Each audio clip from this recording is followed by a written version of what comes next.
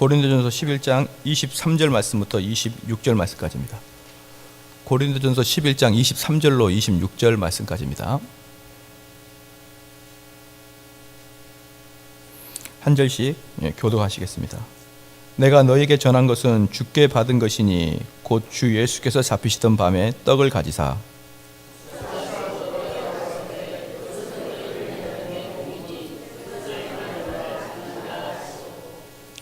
식후에 또한 이와 같이 잔을 가지시고 이르시되 이 잔은 내 피로 세운 새 언약이니 이것을 행하며 마실 때마다 나를 기념하라 하셨으니 너희가 이 떡을 먹으며 이 잔을 마실 때마다 주의 죽으심을 그가 오실 때까지 전하는 것이니라.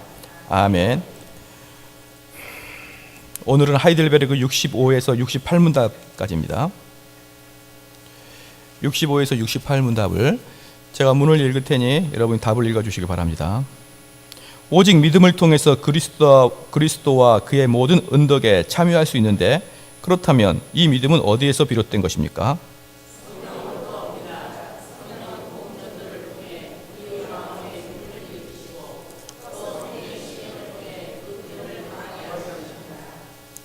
성례란 무엇입니까?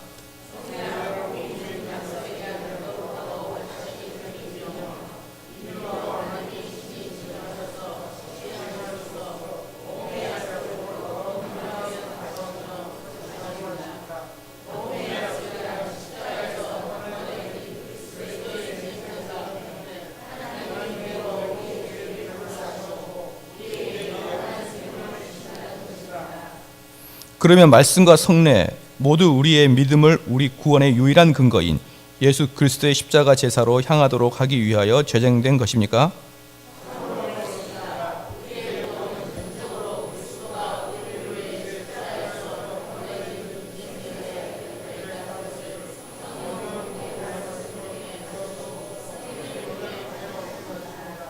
그리스도가 새 언약에서 제정하신 성례는 몇 가지입니까? 아멘. 오늘 성찬이라는 제목으로 하나님 말씀 전하겠습니다. 우리가 지난 제가 금요일 밤에도 제가 말씀드렸는데 안 오신 분을 위해서 제가 잠깐 더 말씀을 드리면 우리가 가정 예배를 드릴 때 가장 어려운 것, 가정 예배를 드릴 때 가장 어려운 면이 뭐냐 그러면 아빠가 매일마다 가정 예배를 드릴 때 설교를 만들려고 하기 때문에 가정 예배가 어려운 것이죠. 전문적으로 성경을 연구하지 않은 사람이 가정 예배를 드리면요 한 달만 지나면은 똑같은 얘기 똑같이 계속 되풀이하게 되는 거거든요. 그러면 자녀들도 뭐야 이거 똑같은 것만 하시잖아 이러면서 그러고 자기 자신도 좀 힘들어지기 시작합니다. 그래서 이래저래 가정 예배가 중단되고 말죠. 그러니까 가정 예배를 여러분이 끝까지 부담스럽지 아니하게 오래 드릴 수 있는 방법은 뭐라고 했습니까? 요리문답 책을 아빠가 답문을 읽고 자녀들과 엄마가 답을 읽으면 돼요. 그리고 뭐 더 설명하려고 하지 말고 딱 그 정도만. 그러다가 그 문을 읽고 여기에 대해서 어떻게 생각하니 한번 자녀들한테 물어보고 자녀가 대답하면은 아빠가 한마디 코멘트만 달면은 그게 가정 예배죠. 그러니까 가정 예배는요 어렵게 생각하면은 오래 못 갑니다. 그렇게만 하게 된다면 어떻게 될까요? 매 저녁 시간마다 할 수 있어요. 매 저녁 시간마다. 부담이 전혀 없거든요. 그리고 10분 정도밖에 안 걸리거든요. 이렇게 오늘처럼 4개 문답을 읽는데도 별로 안 걸리지 않습니까? 그것을 평생 동안 하게 된다 그러면 자녀들은 그 요리 문답서가 이 체계가 머리에 꽉 잡히게 되므로 교리가 머리에 잡히게 되므로 그 사람은 어디를 떠나지 아니하게 되는 것이죠. 하나님 말씀 안에 계속 풍성하게 임하게 되는 것이죠. 그런데 우리가 그렇지 하지 못하니까 자녀들은 온갖 교리가 짬뽕이 되어서 머릿속에 있는 것입니다. 그래서 그 네덜란드에서는 그런다고 하지 않습니까? 식탁에서 애야, 아버님이 묻는 것이죠. 애야, 하나님의 음성은 어디서 들리니? 이렇게 물으면 그 아이는 숙달된 말로 뭐라고 합니까? 네, 성경에서 말합니다. 이렇게 이야기하죠. 자, 그러한 것들을 어릴 때 숙달하지 아니하면은 중간에 어떻게 됩니까? 은사주의의 영향을 받으면은 얘야 하나님께서 어떻게 말씀하시니? 그러면 네 성경에서도 말씀하시고 직접 말씀하거나 꿈으로도 말씀하십니다. 이렇게 또 헛된 이야기를 하게 되는 것이죠. 우리는 그런 잘못된 신학에 금방 노출됩니다. 금방 노출되기 때문에 자녀들이 어릴 때부터 그러한 것에 눈을 돌리지 아니하도록 우리 믿음의 조상들이 만들어줬던 요리문답, 소요리문답, 대요리문답, 하이델베르그, 도르트 신조 이런 것들을 쭉 공부하면서 자녀들한테 그냥 문답 이렇게만 하셔도 될 거라고 저는 믿습니다. 오래 하지 말라 그러고 10분만 딱 하시면 될 것 같고, 아버지가 꼭 이렇게 아이에게 교훈을 주려고 하지 말고 그냥 있는 그대로 그 자녀가 그것을 읽어 나가는 걸로만 하면 될 것 같습니다. 오늘 성찬이란 아주 중요한 제목을 요리문답에서 할 겁니다. 65문에 오직 믿음을 통해서 그리스도와 그의 모든 은덕에 참여할 수 있는데, 그렇다면 이 믿음은 어디에서 비롯된 것입니까? 라고 할 때 성령으로부터 온다 이렇게 말했죠. 믿음은 성령으로부터 옵니다. 그러면 그 성령으로부터 온다는 것은 무엇을 이야기하느냐? 그렇습니다. 말씀을 들으면서부터 오는 것이죠. 그래서 말씀을 들은다, 즉 복음의 전도를 통해서 우리 마음속에 믿음을 일으키고, 그게 하이델베르크에서 말하는 것입니다. 말씀을 들음으로 인해서 우리 마음에 믿음을 일으키고, 근데 그 말씀을 듣는 것은 뭐냐 그러면 이 시간에 설교 시간에 설교를 말하는 것뿐만 아니라 성경 공부, 그리고 목사가 성경으로 하는 권면까지 다 포함되어 있는 것을 말하는 것입니다. 설교 단상에서 선포되는 말씀만 뿐만 아니라 여러 가지로 성경에 대해서 이야기하는 그 사건들 다 그것들이 설교와 포함되어 있는 것이기 때문에 설교하면 됐지 뭐 또 다른 것을 할 필요가 있느냐? 절대 그렇지 않습니다. 이 설교에만 성령의 역사가 있고 성경 공부에는 성령이 없다. 그건 도저히 있을 수가 없고 상식적으로도 이해가 안 되는 부분이죠. 그러나 설교하고 성경은 좀 다른 영역을 가지고 있습니다. 전반적으로 설교는 말이죠, 선포하는 것입니다. 우리 주님께서 이렇게 말씀하셨습니다 라고 선포하는 것이죠. 성경 공부는 그 선포 속에서 어떠한 방법으로 성경적 원리로 그게 선포되었는지를 아주 구체적으로 성경을 통해서 알아보기 때문에 이 두 개는 양바퀴처럼 같이 있어야 우리 믿음이 성장하는 것이지, 설교 하나면 됐지 라고 이야기하는 것은 잘못된 생각입니다. 우리 한국교회가 어떤 특정한 교회를 통해서 제자 훈련이 우리 한국교회에 들어오기 전에는 실질적으로 소그룹 형식의 성경 공부반이 거의 없었습니다. 거의 설교만 있었죠. 그런데 설교만 쭉 하다 보니까 사람들이 변화가 한계가 있다는 것입니다. 그래서 왜 그런가 봤더니 아주 작은 부분에서 모여서 실제적인 삶에 대해서 성경으로 이야기하지 않자 그냥 대예배 때 설교만을 통해서 사람이 변화되지 않는다는 것을 깨닫고 제자 훈련을 만들기 시작한 것이죠. 그래서 그 제자 훈련이 신학적으로 옳으냐 틀으냐 그것은 말할 지금 시간은 아닌 것 같고, 그러나 확실한 것은 하나가 뭡니까? 대예배 때 설교와 소그룹의 성경 공부는 같이 가야 된다는 것이고, 그 두 개는 상호 보완적으로 서로를 윈윈 시켜주는 것입니다. 그래서 많은 개혁교회들은 보편적으로 11시에 예배가 시작되는데 10시부터 11시까지는 주로 어른들 성경 공부를 합니다. 10시부터 11시까지는 어른들, 즉 주일학교라고 하죠. 그 주일학교는 아이들만 들어가는 게 아니라 어른들까지 다 주일날 공부하는 것을 주일학교라고 하는 것이죠. 그래서 그 시간 동안에 성경 공부를 한 다음에 그 다음에 예배를 드리게 되므로 목사님의 설교를 거의 100% 다 이해할 수가 있는 것입니다. 그러나 우리 교회는 그 전통은 없지만 그래도 무엇이 있습니까? 예배 끝나고 점심 먹고 성경 공부가 따로 있습니다. 전 교인이 이런저런 모양으로 성경 공부반에 참여하고 있는데 그것은 참으로 좋은 전통인 것입니다. 사랑하는 성도 여러분, 이 두 개가 우리가 같이 가야만 설교라고 할 수가 있는 것입니다. 그래서 믿음을 일으키는 것은 복음의 설교이고, 믿음을 강화시키고 확증하는 것은 성례인 것입니다. 그래서 여기에 65문 답을 보니까 후반부에 또 성례의 시행을 통해 그 믿음을 강하게 하십니다 라고 나와 있죠. 사랑하는 성도 여러분, 믿음이란 하나님 말씀을 들음으로 나타난 것입니다. 그런데 여기서 우리가 함정이 하나 있는 것이에요. 함정이 하나 있는 게 뭐냐 그러면, 그러면 말씀을 많이 듣고 그 말씀을 동의하고 인정하게 되면은 그럼 내가 믿음이 있는 것인가? 라고 생각할 수 있는데 그것은 믿음이 있을 수도 있고 믿음이 없을 수도 있는 것입니다. 왜 그러냐 그러면 가룟 유다를 우리가 알 수 있죠. 그는 성경을 인정했고 복음 전파자로서 자기의 모든 생활을 뒷전으로 하고 주님을 따라다니면서 복음 전파자가 되었습니다. 그리고 그는 실질적으로 하나님의 역사하시는 그 기적도 같이 체험했고 그 기적의 현장에서도 가룟 유다는 그 기적에 동참하고 있다는 것을 우린 잘 알고 있습니다. 또한 예수 그리스도를 시험하였던 그 마귀는 성경을 대적하지도 않았을 뿐더러 성경을 응용해서 예수님을 유혹했습니다. 그러므로 내가 성경을 동의하고 있다. 내가 성경을 많이 알고 있다. 더 나아가서 내가 성경 공부를 즐거워하고 있다. 이것이 믿음이 있다는 결정적인 증거는 아니라는 것이죠. 당연히 믿음이 있는 자는 성경을 좋아하게 되겠지만 성경을 좋아한다는 것만으로도 그가 믿음이 있다고 확증하는 것은 아닙니다. 그러므로 우리가 성경에 아예 관심이 없는 사람들은요, 아예 믿음이 없는 거예요. 이 교회에서 성경을 읽어라 권면하고 읽지 아니하니까 막 어떤 프로그램을 만들어서 읽게 하고 심지어 어떤 사람들은 3박 4일 동안 성경 읽독 코스 가가지고 무슨 테이프에서 알아듣지도 못한 속도로 신속하게 3박 4일 동안 어떻게 읽독합니까? 제가 의심을 품으니까 와 보라 그래서 가봤더니 3박 4일 동안 어떻게 성경을 읽는지 와 보라 그랬더니 테이프에 말입니다.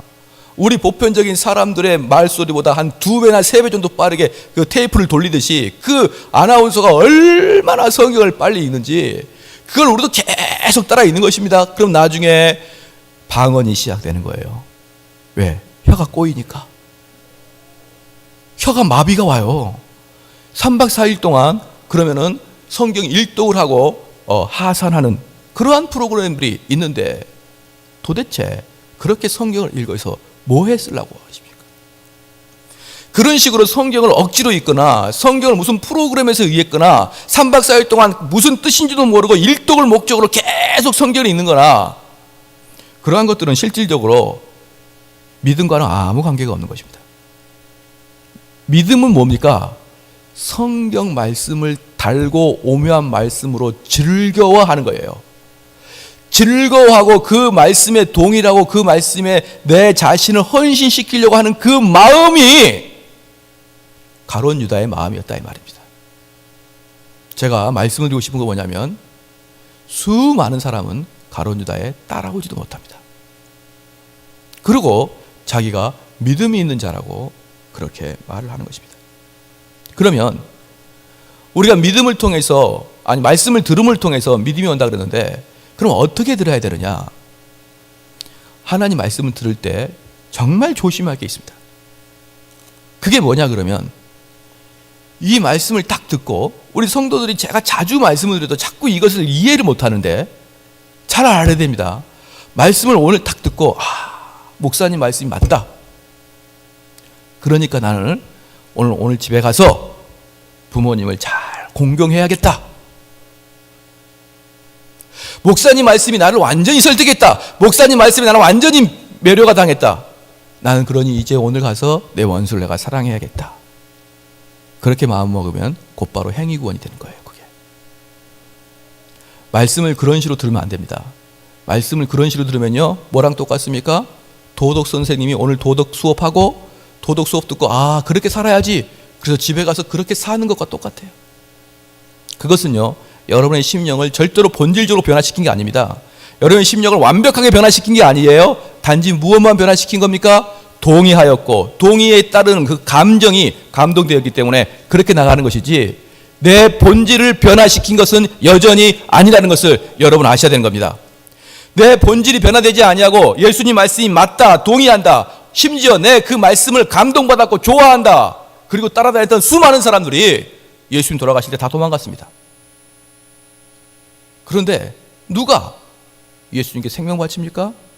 성령이 그에게 들어오셔서 성령이 그 말씀을 가지고 뒤집어 버린 사람들만 예수님을 위해서 따라가게 되었습니다. 그래서 오늘 대답이 뭐합니까?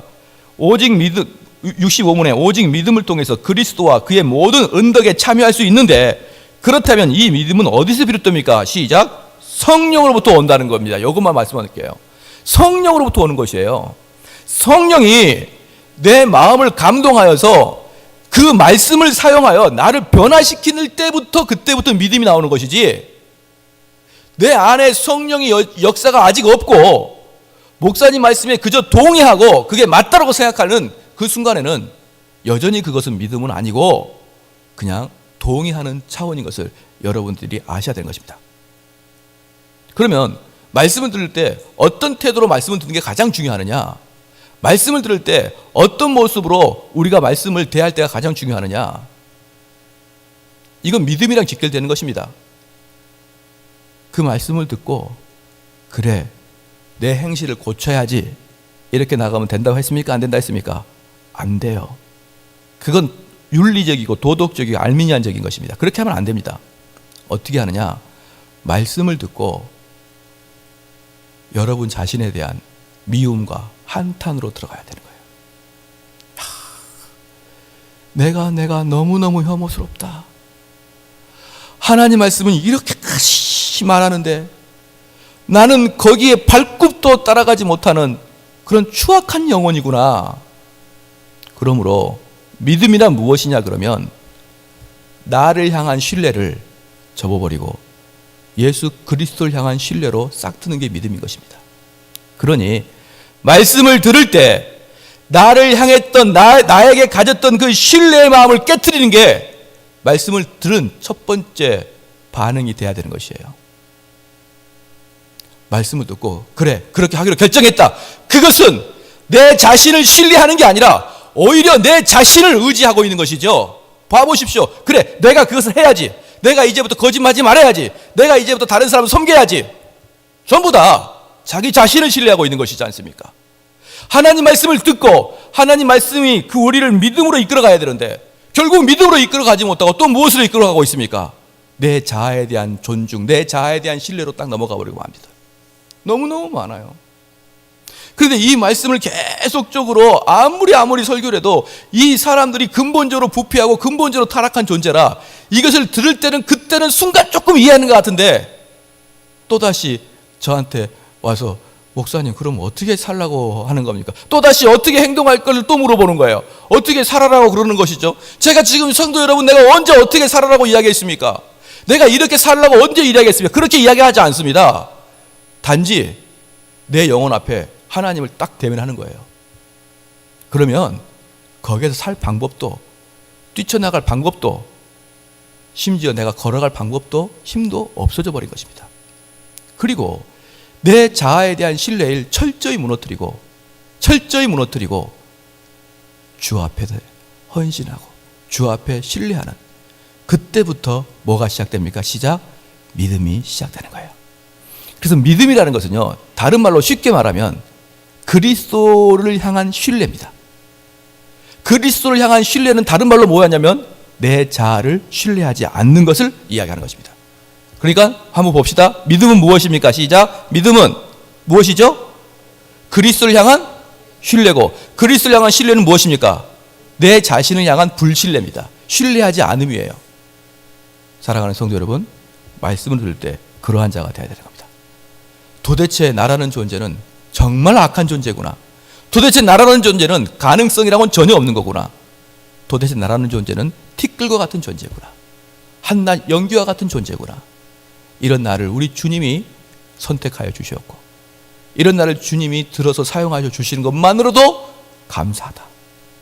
이게 믿는 자의 모습인 것입니다. 할렐루야.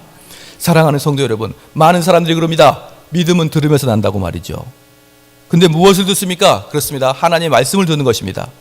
그럼 하나님 말씀을 들을 때 어떤 반응이 나타나야 됩니까? 바로 지금 제가 말했던 이 말씀의 반응들이 저와 여러분에게 동일하게 일어나기를 주의로 축원합니다.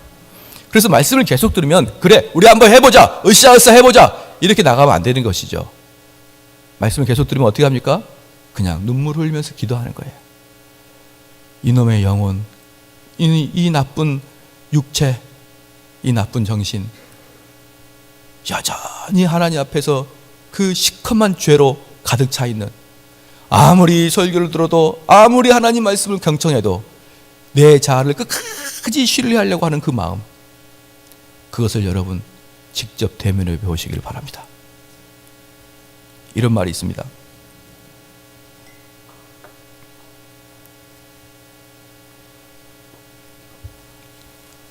청교도들이 주로 하는 이야기가 뭐냐 그러면, 왜 너희들이 직접 죄랑 대항해서 싸우려고 그러지 않으냐 이 말이에요. 너희들이 죄랑 직접 대항해서 싸운다. 이게 무슨 말이냐 그러면요, 이거랑 똑같습니다. 나한테 아주 못돼 먹은 성품이 있어요. 그런데 이 못돼 먹은 성품은 바로 죄의 원상치입니다. 거기서 모든 죄가 발설이 되기 시작합니다. 그게 무엇일까요? 교만이든지, 그게 무엇일까요? 아주 사악한 마음이든지, 어쨌든 모르겠지만 내 마음에 딱 가운데 진을 치고 있는 못된 성품이 있습니다. 그것은 바로 죄의 아지트입니다. 그런데 나는 죄를 발견하기 시작했습니다. 아, 이것이 나의 문제구나 라고 할 때 보편적인 사람들은 곧바로 내 자아를 동원해서 그 죄랑 대적하려고 합니다. 보편적인 사람들은 내 속에 있는 나쁜 성품을 내가 직접 이걸 고쳐야겠습니다 라고 내가 그 죄를 대항해서 스스로 싸운다 이 말이죠. 그런데 청교도가 말할 때 왜 그들은 죄를 발견하자마자 자기가 들어가서 그 죄랑 싸우려고 하는지 아느냐 라고 말할 때 뭐라고 이야기하냐 그러면, 그들은 자기 자신을 바라보지 못하고, 즉 자기 자신이 얼마나 나약한 존재인지를 알지 못하고, 또 하나 그들이 사탄이 얼마나 강한 존재인 걸 모르기 때문이다 그러는 거예요. 우리가 내 자신이 죄에 대해서 얼마나 취약한지, 사탄이 우리 하나 정도는 얼마나 쉽게 가지고 노는지를 모르고 그저 내 용기와 내 기백이 백백하여 베드로가 말했던 것처럼 나는 당신을, 예수 그리스도를 절대로 배신하지 않겠습니다 라고 떵떵거리지만 실제적으로 그 말을 지킬 수 있는 힘이 하나도 없음에도 불구하고 자기 자아를 모르고 경거망동하게 날뛰는 자라고 이야기하는 것입니다. 그러므로 우리가 말씀을 들을 때, 맞다, 내가 저렇게 살지 말아야겠다, 나는 이제부터 오늘 설교 끝나고 저렇게 살지 말자 라고 마음먹는 사람들은 자기 자신도 모르고 마귀도 모르는 것입니다. 어떻게 될까요? 청교도가 이야기합니다. 너 자신을 알고 마귀를 본질적으로 알기 시작하면 너희들은 마귀를 대적하려고 하지 아니하고 그리스도로 피할 것이다. 너희가 그리스도로 피할 것이다. 사랑하는 성도 여러분, 우리는 무엇을 해야 됩니까? 하나님 전에서 나에게 은혜를 내려달라고 강력하게 기도하는 거예요. 사람들이 또 묻습니다. 그럼 목사님, 뭘 하란 말입니까? 아무것도 하지 말고 기다리란 말입니까? 라는 말 속에 큰 오해가 있는데, 사랑하는 성도 여러분, 주 앞에 나와서 나를 불쌍히 여겨주시고 나를 돌보아 주시고 나를 저 사단으로부터 잡아주시고 나를 예수 그리스도를 따라가는 자가 되게 하여 주시옵소서 라고 교회에 나와서 하나님께 부르짖는 게 쉬울 일일 것 같습니까? 절대 쉽지 않습니다. 그 일은 말이죠, 내가 직접 나가서 독재 군사 정권과 싸우는 것보다 더 어렵고 더 난해한 것입니다. 왜냐 그러면 우리 인간은 근본적으로 행위구원론을 갖고 있기 때문에 뭔가를 해야만 우리 인간은 마음이 편한데, 아무것도 하지 않냐고 성령이 오기를 기다리는 기도하는 사람들은 끝없는 인내심과 끝없는 내 자신과의 싸움을 통해서 그 일이 이루어지는 것입니다. 사랑하는 성도 여러분, 말씀을 들을 때 그렇게 듣기를 주의 이름으로 축원합니다.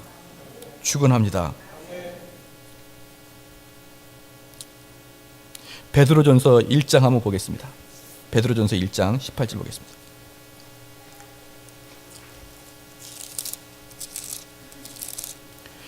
베드로전서 1장 18절 말씀입니다. 베드로전서 1장 18절부터 25절까지입니다. 제가 쭉 읽어가면서 설명하겠습니다. 베드로전서 1장 18절부터 25절까지입니다. 너희가 알거니와 너희 조상이 물려준 헛된 행실에서 대속함을 받은 것은 은이나 금같이 없어질 것으로 된 것이 아니요 오직 흠 없고 점 없는 어린 양 같은 그리스도의 보배로운 피로 된 것이니라. 그는 창세 전부터 미리 알린 바 되신이나 이 말세에 너희를 위하여 나타내신 바 되었으니 너희는 그를 죽은 자 가운데서 살리시고 영광을 주신 하나님을 그리스도로 말미암아 믿는 자니 너희 믿음과 소망이 하나님께 있게 하셨느니라. 너희가 진리를 순종함으로 너희 영혼을 깨끗하게 하여 거짓이 없이 형제를 사랑하기에 이르렀으니 마음으로 뜨겁게 서로 사랑하라. 너희가 거듭난 것은 썩어질 씨로 된 것이 아니요 오직 썩지 아니할 씨로 된 것이니 살아있고 항상 있는 하나님의 말씀으로 되었느니라. 그러므로 모든 육체는 풀과 같고 그 모든 영광은 풀의 꽃과 같으니 풀은 마르고 꽃은 떨어지되 오직 주님의 말씀은 세세토록 있도다 하였으니 너희에게 전한 복음이 곧 이 말씀이니라. 분명하게 말합니다. 여러분의 거듭남은요 성경을 통해서 거듭난다고 말했습니다. 이 말씀은 우리는 거듭날 때 하나님 나를 거듭나게 해주세요 라고 하나님을 붙들고 기도하면서 거듭나는 게 아니고, 분명하게 기도도 아니고 찬양도 아니고 봉사도 아니고 아무것도 아니고 오직 성경 말씀으로 거듭남이 이루어지는데, 한번 생각해 보십시오. 한번 생각해 보십시오. 내가 언제, 어느 때, 무슨 성경 구절로 거듭났는지 생각해 보라 이 말이에요. 그건 참으로 중요한 일입니다. 목사님, 제가 물어요. 너 거듭났니? 나는 너가 거듭난 것 같지 않은데 언제 거듭났지? 목사님, 저 중고등부 수련회 때 통성기도하다가 거듭났는데요. 저는 그거 전혀 신뢰하지 않습니다. 목사님, 지나가는데 번개가 내리치는데 옆에서 저 거듭났는데요. 그렇지 않아요. 사랑하는 성도 여러분, 교회사를 보십시오. 거듭난 사람은 전부 다 말씀이 있다가 거듭납니다. 할렐루야. 그게 바로 성경이에요. 그게 바로 성경입니다. 그러니 우리가 성경을 읽을 때 그저 감동받고 그저 동의하고 새로운 것을 깨닫고 이런 차원으로 성경을 읽는 게 아니라, 성경은 내 영혼이 지옥에 갈 수밖에 없는 영혼이 천국 갈 수 있는 유일한 도구가 성경 말씀인 걸 깨달으시고, 그 성경 말씀을 통해서 성령의 역사하심을 기다리면서 하나님 말씀을 체계적으로 꾸준히 읽고 공부하는 것입니다. 할렐루야. 그러니 그 성경, 그렇게 귀한 성경을 2박 3일, 3박 4일 동안 일독한다는 프로그램에 들어가가지고 무엇을 그런 시간을 허비하고 있는지, 그렇게 성경을 일독한다고 해서 그게 어떤 신비적인 요소로 나를 경건하게 해주는 게 아니라, 성경 한마디 한마디가, 한 말씀 한 말씀이 내 양심을 찌름을 통해서 내 본질 자체를 변화시키는, 바로 그럴 때, 바로 그때가 거듭난 때라 이 말입니다.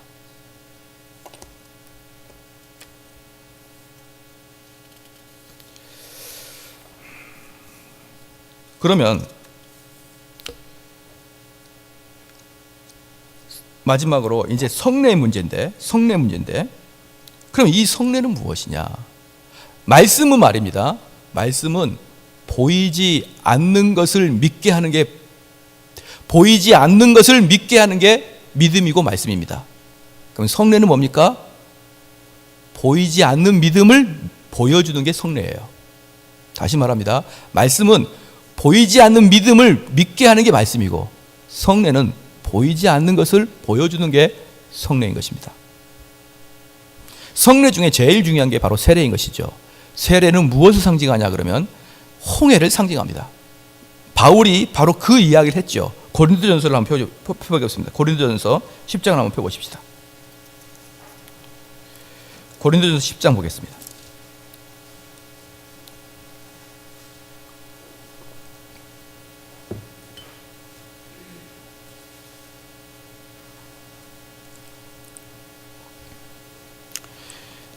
이 고린도전서 10장을 보면은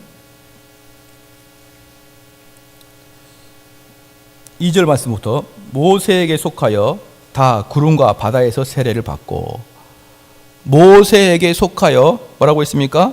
구름과 바다에서 세례를 받고. 자, 이게 세례의 의미입니다. 모세에 속했다. 무슨 말 합니까? 홍해를 이야기하는 것이죠. 그래서 바울이 바라보는 세례는 홍해 사건입니다. 그럼 홍해 사건을 잠깐 보면은 세례가 무슨 뜻인지 알겠죠? 홍해를 건너기 이전에 그들은 어떤 상태였습니까? 노예된 상태였습니다. 홍해를 건너 온 이유는 그들은 자유인이 됐습니다. 그래서 세례를 받기 이전에는 노예의 상태예요. 세례를 받고 난 다음에는 자유의 상태입니다. 그럼 노예의 상태에 있다가 자유로운 상태에 있을 때 어떤 중간에 일이 있었냐 그러면, 애굽 땅에서 그 광야에서 그 물이 쫙 나눠짐을 통해 이스라엘 백성들이 그 안으로 꾸역꾸역 들어갑니다. 그럴 때 이 이스라엘 백성들이 꾸역꾸역 들어갈 때 정면에서 보지 말고 측면에서 누군가가 배를 타고 이스라엘 백성들을 쳐다본다고 한번 상상을 해보십시오. 이스라엘 백성들이 그 바닷속으로 들어가는 것을 정면으로 보는 게 아니고 측면에서 누군가가 배를 타고 그들이 들어가는 걸 본다 그러면 어떤 모습이 될까요? 저들이 다 물에 빠져 죽네? 어떡하지? 다 물에 빠지네?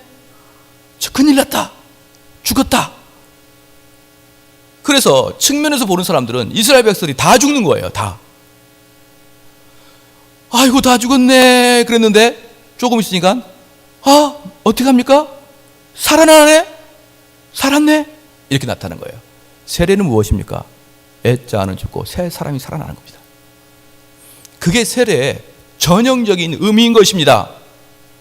그래서요, 세례를 받을 때는 내가 이전까지 가지고 있던 모든 사고의 가치관과 이 세상의 경험과 모든 자기만의 노하우를 이제 물에 다 빠뜨리고 예수 그리스도의 법도를 따르겠다는 새로운 사람으로 나타나는 것입니다.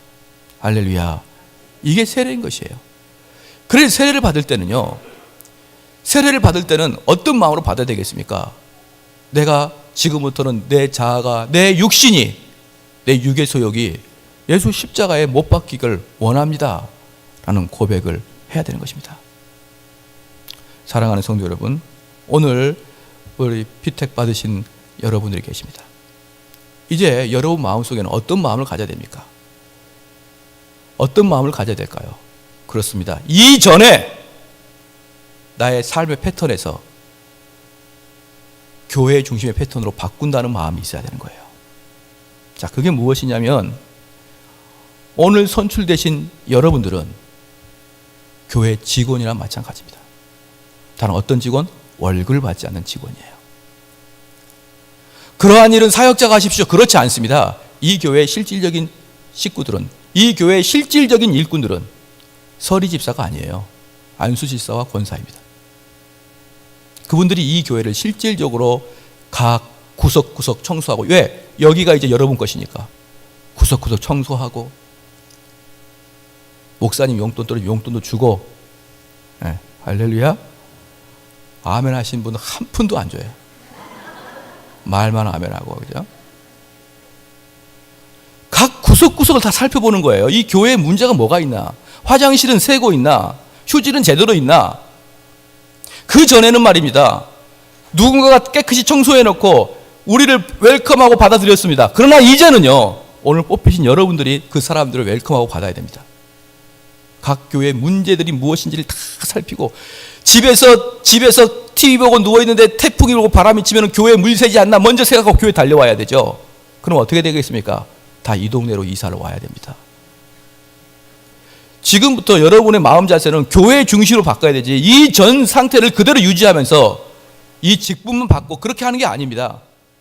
이 교회를 효과적으로 돌보기 위해서 어떻게 하는 것이에요? 교회 주변으로 이사 오는 것이고, 교회가 문제가 있다면 달려와 보는 것이고요, 교회 행사가 있다면 그 행사를 다 참석하고, 이 교회의 완전한 주인이 되는 것입니다. 오늘을 기점으로 여러분의 사고가 바뀌듯이, 할렐루야, 세례는 세례받기 이전의 가치관이 세례받음과 동시에 다 변하는 것을 의미하는 것입니다. 그러나 그 세례 자체에 효력적인 어떤 힘이 있는 게 아니라 그러한 마음을 가지고 있는 자에게 세례를 베푸는 것입니다. 내 옛자아는 죽고 내 새 자아는 살아난 것입니다. 어제 제가 성경 공부 시간에 잠깐 말씀드렸는데, 그럼 옛자아가 죽고 새 자아가 살아나는 것이 무엇인지만 잠깐 말씀을 드리고 이 말씀을 마치겠습니다. 우리가 나의 죄를 대항해서 싸우지 않는다고 제가 말씀을 드렸습니다. 그러면 우리는 이 상태는 그대로 있고, 내 모습 이대로 받으옵소서라고 말하듯이 이 모습은 그대로 있고, 이 모습에 예수 그리스도의 의의 옷을 덧입힙니다. 그렇죠? 의의 옷을 덧입힌데 머리부터 발끝까지 판초이를 뒤집어 쓰듯이 다 의의 옷을 덧입혀 버리고 말죠. 그렇기 때문에 내 속사람은 여전히 옛날 사람인데 겉사람은 이제 완전히 의로운 자가 된 것입니다. 왜? 누구의 옷을 입었으니까? 예수 그리스도의 의를 입었으니까. 그래서 우리 하나님께서는, 성부 하나님께서는 우리를 판단하실 때, 우리를 보실 때 우리 내면을 보는 게 아니고 예수 그리스도의 옷을 입은 그 옷을 보는 것이죠. 그 옷을 보는데 그 옷 속에는 아직도 정대훈이라는 사람이 살아있는 것입니다. 그러므로 내가 그리스도의 옷을 입을지라도 내 속에 여전히 옛자가 아직도 꿈틀거리고 가고 있다 이 말이에요. 우리 주님께서 우리 죄를 다 제거시킨 게 아니라, 우리 주님께서 우리 죄를 전부 다 제거시켜버리는 게 아니라 그 죄에 대한 책임을 탕감시켜 준 것입니다. 사랑하는 성도 여러분, 그러므로 우리 속에는 죄가 여전히 남아있어요. 그러나 그 죄에 대한 책임은 우리 예수 그리스도가 보혈의 피로 다 구속시켜 주신 것을 믿으시길 축원합니다. 그럼 그 결과가 어떻게 될까요? 그 결과가 어떻게 되겠습니까? 내 안에 여전히 육의 소욕이 있는데 그게 시간이 지나면서 점점 작아지는 겁니다. 내 육의 소욕이 점점 메말라 가는 것이죠. 그러니 내가 그리스도로부터 거듭남을 당하고 그리스도로부터 의의 옷을 입었다고 치지만 나의 좋지 않은 성품이 여전히 5년 전이나 10년 전이나 지금이나 똑같이 그 좋지 않은 성품이 펄떡펄떡 살아있는 것은요, 그는 의로운 옷을 입고 있지 않다는 뜻입니다. 이걸 절대로 헷갈려 하지 마십시오. 의로운 자는 죄를 짓지 않는다, 이게 아닙니다. 그러나 의로운 자는 죄가 줄어들게 되게 되어 있습니다. 그 줄어들 것도 내가 이제 뭐가 됐으니, 내가 이 교회 장로니, 내가 목사니, 이렇게 해서 내 직분이 뭐니까 죄를 짓지 말자가 아니고 그 죄가 점점 나로부터 떨어져 나가는 것을 경험하게 되실 것입니다. 바로 그게 의로운 자예요. 내가 죄를 짓고 싶지만 그 죄를 참아내는 것은 의지가 강한 것이지 믿음이 강한 게 아닙니다. 믿음이 강한 자는 그 죄가 내 몸에서부터 점점 떨어져 나가는 것을 체험할 때, 바로 그때 여러분 스스로 그렇구나, 나는 의로운 자구나 느끼는 거예요. 다시 말하겠습니다. 죄가 있습니다. 그 죄를 짓고 싶습니다. 근데 그 죄를 참는 것은 내 마음속에서 계속 번민이 일어나는 겁니다.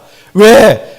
나는 목사인데 왜 이런 죄를 짓고 싶은 것일까? 참자 그러면은 내 스스로 내가 어떻게 느껴지는 거예요? 이 외식적인 사람, 이중인격 사람, 가식적인 바리새인 같이 느껴지는 거예요.